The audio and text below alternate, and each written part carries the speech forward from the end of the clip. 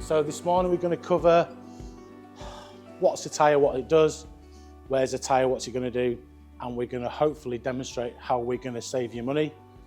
You can see how many different styles of tyre there is. These hybrids now on self-propelled sprayers, municipal part work, VF technology, all allow a reduction in pressure and an increase in productivity. If you imagine a rugby scrum that's got 16 feet on the ground and transfer that into lugs on the ground, the energy required to move that half a scrum forward is a lot less. With a more advanced technology tyre, you can have half a dozen lugs in the ground and only 8 mil of penetration into the soil, but improved traction. So reduced slippage, I've talked about that briefly today. Ideally, 8.5 to about 12.5 is where you need. Optimum is 10, 10.5. You know, any more than that's a waste of fuel or a waste of tyre, or you're damaging the structure. You go to a VF, that machine, that implement's still so heavy, the VF needed 2.5 bar in to carry it, but needed 0.6 bar, which is about 8 to 10 PSI in the field. Are you all aware that your tractor should be set as a 60-40% split in terms of weight? 60% at the back, 40% at the front.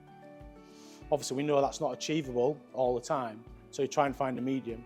A VF tyre makes it nearly achievable all the time. You know, root growth's better, you know, the crop's more established, you know, water's running through, you know, the cavities are there. And environmental benefits as well of that versus that. Are you reducing your carbon emissions? That holds it in the soil, and Richard's going to come on to this later. This emits it. If you're spreading organic matter on this as well, you know, there's an increase in the amount of ammonia released into the environment as well. Once that soil's compacted and you get heavy rain, it only sits in that top layer of soil. So it floods really quickly, but also once it dries even quicker. So it just ruins the whole soil construction. I would always say that it's almost a no-brainer for a VF tyre nowadays because of the lack of difference in price between a good standard tyre and the VF equivalent for what the return is.